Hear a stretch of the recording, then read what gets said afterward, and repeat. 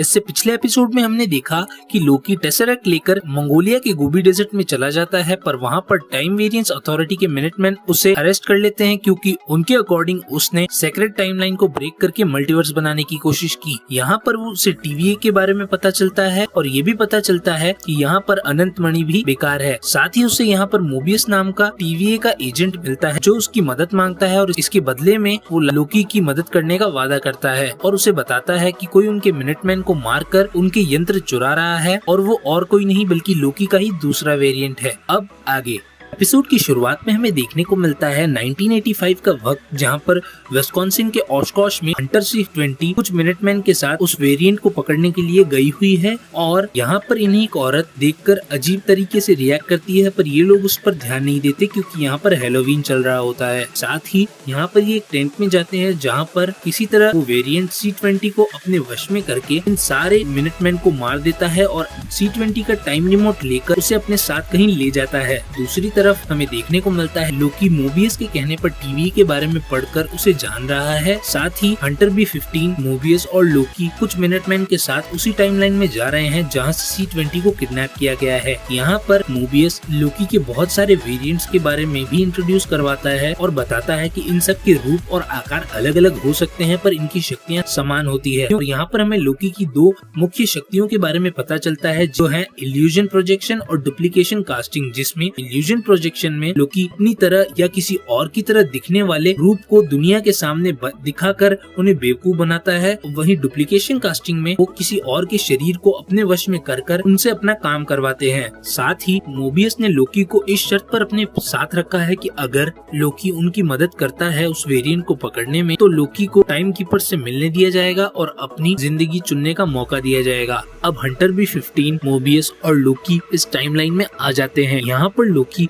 Mobius से पूछता है कि अगर उस वेरिएंट को पकड़ना चाहते हैं तो क्यों ना वो उस वेरिएंट के पास्ट में जाकर उसे नेक्सस एक्सप्लोजन करने से रोक ले, लेकिन मोबियस उसे समझाता है कि ऐसा करना मुमकिन नहीं क्योंकि TVA सिर्फ और सिर्फ सेक्रेट टाइमलाइन में ही आगे या पीछे जा सकता है, न कि उस टाइमलाइन में जो कि नेक्सस एक्सप्लोजन से बनी हो। यहाँ पर लोकी समझ जाता है कि उसकी मदद के बिना मोबियस और TVA वाले उस वेरिएंट को नहीं पकड़ सकते। यहाँ पर वो उस टेंट में आ जाते हैं जहाँ से C-20 किडनैप हुई थी और यहाँ पर हंटर B-15 टाइमलाइन को रीसेट करना चाहती है। यहाँ पर हमें रीसेट रिमोट के बारे में पता चलता है जिसे वो वेरिएंट इतने समय से मिनटमैन को मारकर चुरा रहा है। ये रीसेट रिमोट किसी भी नेक्सस एक्सप्लोजन से बनने वाली टाइमलाइन को रिवर्स कर देता है और सेक्रेट टाइमलाइन की रक्षा करने में TVA वालों की मदद करता है, पर लोकी उन्हें ऐसा करने से रोकता है क्योंकि वो जानता है कि वो वेरिएंट ऐसा ही चाहता है और अगर इन्होंने ऐसा किया तो शायद वो वेरिएंट जीत जाएगा। और यहाँ पर वो मोबियस को बताता है कि उस वेरिएंट का प्लान मिनटमैन को मारना नहीं बल्कि टाइम कीपर्स को मारना है जिससे उसके हाथ सेक्रेट टाइमलाइन लग जाए, पर मोबियस उसकी इन बातों को बेतुकी मानता है क्योंकि ऐसा करना पॉसिबल नहीं है और मोबियस को लगता है कि लोकी उनका वक्त बर्बाद कर रहा है। इसीलिए हंटर B-15 वहाँ के टाइम को रीसेट कर देती है और यहाँ से ये लोग TVA वापस आ जाते हैं। और यहाँ पर मोबियस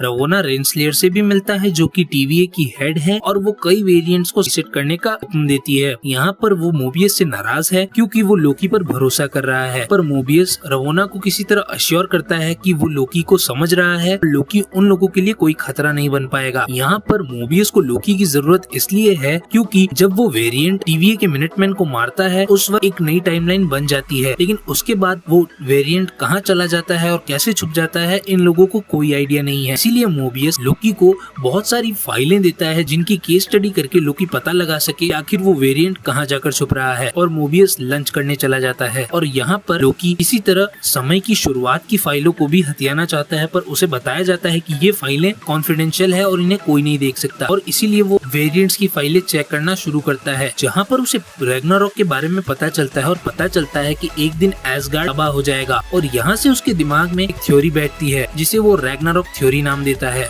और यहाँ पर रैग्नारोक का मतलब होता है सब कुछ बर्बाद हो जाना। और वो मोबियस को समझाता है कि अगर एसगार्ड की तरह उस वेरिएंट की टाइमलाइन में कहीं पर भी रैग्नारोक हो तो वो वेरिएंट वहाँ पर छुप सकता है, पर मोबियस को उसकी बात समझ नहीं आती, इसलिए लोकी उसे समझाता है कहीं पर तबाही मची हुई है और वहाँ पर वो वेरिएंट छुप भी जाए तो वहाँ पर कुछ नहीं बदलेगा क्योंकि वहाँ पर सब कुछ तबाह होने वाला है और नई ब्रांच बनने का सवाल ही नहीं होगा। और इसी वजह से वो वेरिएंट इतने समय से TVA वालों के हाथों से बचता जा रहा है। लोकी अपनी थ्योरी साबित करने के लिए मोबियस को 79 एडी के इटली के पोम्पई में ले जाता है, जहाँ पर कुछ ही देर में ज्वालामुखी फटकर इस पूरे क्षेत्र की बर्बादी होने वाली है। और यहाँ पर वो इन लोगों को जताता भी है कि यहाँ पर तबाही होने वाली है और इन लोगों को छुप जाना चाहिए, लेकिन उसके ऐसा करने के बावजूद कुछ नहीं बदलता और वो प्रलय आ जाती है, क्योंकि लोकी ने समय रेखा के विरुद्ध जाकर इन लोगों को बताया था कि प्रलय आने वाली है और इन लोगों को पता था। इसके बावजूद समय रेखा में कोई बदलाव नहीं आता और कोई नई शाखा नहीं बना से मोबियस समझ जाता है कि वो वेरिएंट इसी लूप होल का फायदा उठाकर रैग्नारॉक वाली जगहों पर जाकर छुप रहा है और यहाँ से वो लोकी के साथ दोबारा TVA के हेडक्वार्टर्स आ जाता है।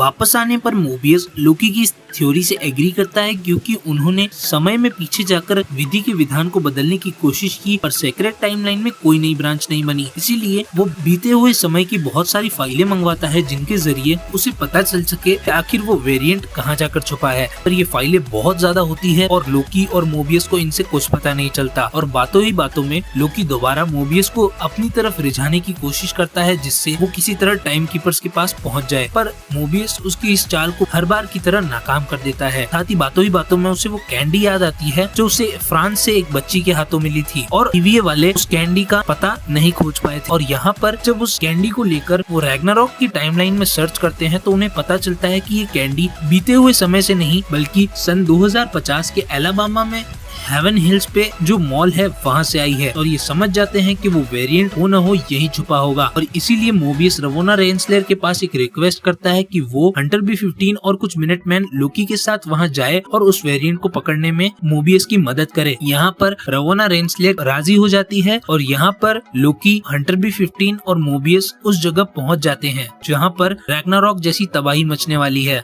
और यहाँ पर हमें पता चलता है कि इस मॉल में वो वेरिएंट लोकी, मोबियस और उन मिनटमैन पर नजर रखे हुए है। साथ ही वो एक टाइमर शुरू कर देता है और दूसरी तरफ हमें देखने को मिलता है कि हंटर B-15 और मोबियस अलग अलग टीम बनाते हैं, जहाँ पर मोबियस के साथ 2 मिनटमैन होते हैं। वहीं हंटर B-15 लोकी को लेकर उस वेरिएंट की तलाश करने लग जाती है। यहाँ पर एक आदमी पर हंटर B-15 को शक होता है, पर वो आदमी और कोई नहीं बल्कि उस वेरिएंट के वश में किया हुआ एक इंसान होता है। उस वेरिएंट के जरिए और उस इंसान के जरिए वेरिएंट ने हंटर B-15 के शरीर पर काबू पा लिया है और वो लोकी से बात कर रही है। यहाँ पर लोकी और उससे उसकी शक्तियाँ पूछता है। वो वेरिएंट बहुत ज्यादा चालाक होता है और लोकी को कुछ नहीं बताता और साथ ही अब वो हंटर B-15 का शरीर छोड़कर एक दूसरे इंसान के शरीर में चला जाता है और हंटर B-15 वहीं बेहोश हो जाती है। और यहाँ पर ये वेरिएंट लोकी से उसका प्लान पूछता है। लोकी उस वेरिएंट को बताता है कि अगर वो वेरिएंट लोकी का साथ दे तो वो दोनों मिलकर टाइम कीपर्स पर हमला कर देंगे और सेक्रेट टाइमलाइन पर राज करेंगे और इसके बदले लोकी उस वेरिएंट को अपना सेनापति बनाएगा। लेकिन वो वेरिएंट बहुत ज्यादा चालाक होता है और वो लोकी के इस ऑफर को ठुकरा देता है। साथ ही अब वो एक ताकतवर इंसान के रूप में आता है और लोकी को मारने की कोशिश करता है, पर लोकी किसी तरह उससे बच जाता है। दूसरी तरफ हमें देखने को मिलता है कि मोबियस ने वहाँ पर डरे हुए लोगों के बीच में हंटर C-20 को ढूंढ लिया है, जो काफी देर से कुछ बड़बड़ा रही है। मोबियस को कुछ समझ नहीं आता। जब वो उस C-20 के करीब जाते हैं तो उन्हें पता चलता है C-20 ने उस वेरिएंट को टाइम कीपर्स कहाँ मिलेंगे, कैसे मिलेंगे, इस सब की जानकारी दे दी है। यहाँ पर मोबियस C-20 को लेकर अपने साथ जाने लगता है और साथ ही वो हंटर B-15 से भी कांटेक्ट बनाने की कोशिश करता है। और दूसरी तरफ हंटर B-15 जिसे अब होश आ चुका है वो लोकी को ढूंढ रही है।